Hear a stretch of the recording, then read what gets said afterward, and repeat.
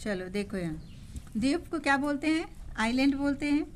यदि आपने इस अध्याय के आरंभ में दिए गए दो मानचित्र को ध्यानपूर्वक देखा होगा तो आपने पाया होगा कि महाद्वीपों में संपूर्ण भूखंड सम्मिलित नहीं है। भूमि के कुछ छोटे भाग छूट गए हैं। चारों ओर जल से घिरे भाग को द्वीप कहते हैं। आइलैंड किसे कहते हैं? बोलो। भूमि के चारों ओर जल से घिरे हुए भूखंड को क्या कहते हैं? द्वीप कहते हैं, है ना। जैसे ये द्वीप है और इसके चारों ओर क्या है? पानी है ना। तो ये अंडमान निकोबार आइलैंड है और लक्षद्वीप क्या है? आइलैंड है। तो कैसे है वो आइलैंड? आइलैंड क्यों है? देखो, लक्षद्वीप है, इसके चारों ओर क्या है? पानी है। यहाँ पर थोड़ा सा स्थल भाग है, ये स्थल भाग है यहाँ पर, और चारों ओर क्या है इसके? पानी है। समझ गया? चलो आगे जाते हैं। महाद्वीप भी चारों ओर जल से घिरे हैं। महाद्वीप भी चारों ओर जल से घिरे हुए हैं ना। जितने महाद्वीप है सब तो चारों ओर जल से ही घिरे हुए हैं। कौन सा जल? महासागर का जल। चारों ओर महासागर ही महासागर है। किंतु आकार में बड़े होने के कारण उन्हें द्वीप नहीं कहा जाता है। आकार में इतना बड़ा है कि इसको द्वीप नहीं कहते हैं, मगर वो भी तो चारों ओर से क्या है? पानी से ही घिरा हुआ है। इसलिए महासागर सब एक दूसरे से जुड़े हुए हैं, विभाजित नहीं है। इस प्रकार ग्रह विभिन्न आकार एवं आकार के लाखों द्वीप हैं। ध्यान रखें, विश्व का सबसे बड़ा द्वीप ग्रीनलैंड है। क्वेश्चन था ना, विश्व का सबसे बड़ा द्वीप कौन सा है? ग्रीनलैंड है। ग्लोब अथवा मानचित्र पर उसे ढूंढिए। उसके आकार को समझने के लिए आपको भारत के सबसे बड़े 10 राज्यों के क्षेत्रफल को जोड़ना होगा। भारत में 1300 से अधिक द्वीप हैं। इसमें मुख्य रूप से दो द्वीप समूह है। बंगाल की खाड़ी में स्थित है अंडमान निकोबार द्वीप समूह। बंगाल की खाड़ी में कौन सा द्वीप है? अंडमान निकोबार द्वीप समूह। और अरब सागर में कौन सा है? लक्षद्वीप। हाँ, द्वीप समूह और अरब सागर में लक्षद्वीप समूह है। 1981 से भारतीय अंटार्कटिक कार्यक्रम के अंतर्गत अंटार्कटिक में अन्वेषण किया जा रहा है। अंटार्कटिक ऐसा महाद्वीप है जहाँ की जलवायु बहुत अधिक ठंडी है और कठोर है।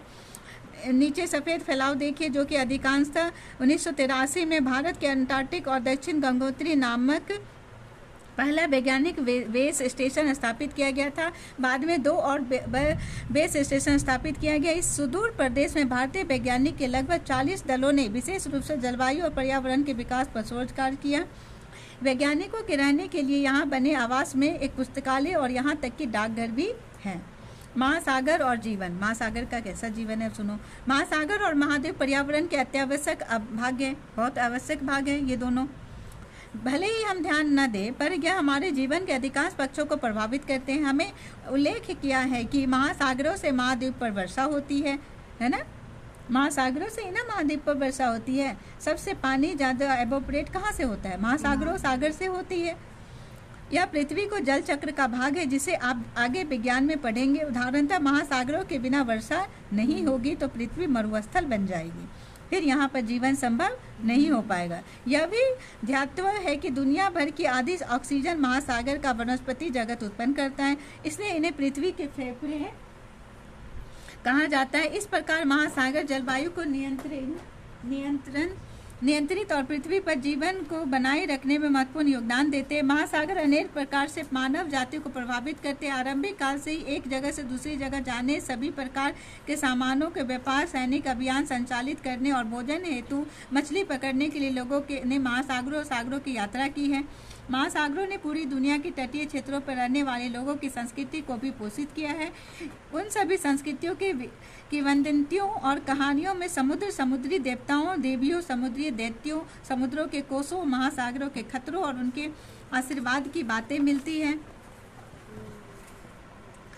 ध्यान रखें, हमारे दिन प्रतिदिन के जीवन में महासागर की महत्वपूर्ण भूमिका को याद रखने के लिए संयुक्त राष्ट्र ने 8 जून को विश्व महासागर दिवस, आज 6 जून है ना। अच्छा, 5 जून को क्या था? पर्यावरण दिवस। हाँ, विश्व पर्यावरण दिवस। क्योंकि महासागर भोजन और औषधि के प्रमुख स्रोत और जैव मंडल के महत्वपूर्ण भाग के रूप में हमारे ग्रह के फेफड़े के रूप में कार्य करता है। जैसे हमारे बॉडी में फेफड़ा होता है ना, सांस लेने में मदद करता है ना। अगर फेफड़ा वर्क नहीं करे तो सांस लेना मुश्किल हो जाएगा, जीना मुश्किल हो जाएगा। इसी तरह महासागर और सागर को हमारे पृथ्वी का क्या है? वो फेफड़ा, लंग्स है।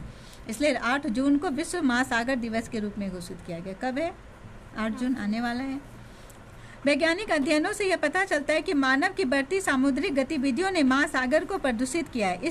हम प्रतिवर्ष लाखों टन प्लास्टिक कचरा समुद्र में फेंकते हैं, जो समुद्री जीव जंतुओं को जीवन के संकट में डालता है। प्रदूषण के और भी बहुत से प्रकार होते हैं। परिणाम स्वरूप समुद्री पर्यावरण पर खतरा मंडरा रहा है। समुद्रों में आवश्यकता से अधिक मछली पकड़ना भी समुद्री जीवन का पतन का एक कारण है ना।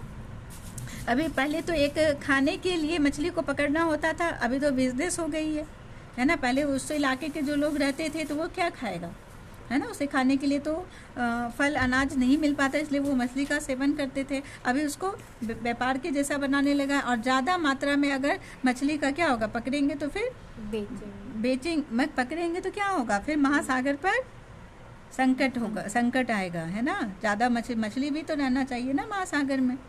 हम सभी को सामूहिक दायित्व है कि पृथ्वी और मानवता के भविष्य के लिए महासागरों को बचाने का प्रयास करें।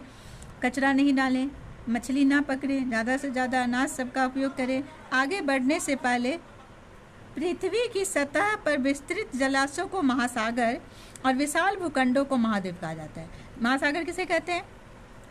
विस्तृत सबसे बड़े वाले जल भाग को महासागर कहते हैं, और सबसे बड़े स्थल भाग को, भूखंड को महाद्वीप कहा जाता है। महासागर आपस में जुड़े हैं, अलग अलग नहीं है। महाद्वीपों को विभिन्न प्रकार से गिना जा सकता है, किंतु समानतः इन्हें 7 महाद्वीपों के रूप में गिना जाता है। महाद्वीपों को कितने प्रकार से गिना जाता है? 4, 5, 6 और 7। व्यापक रूप से हम लोग 7 महाद्वीप पढ़ते हैं। दक्षिण गोलार्ध की तुलना में उत्तरी गोलार्ध में स्थल भाग अधिक है।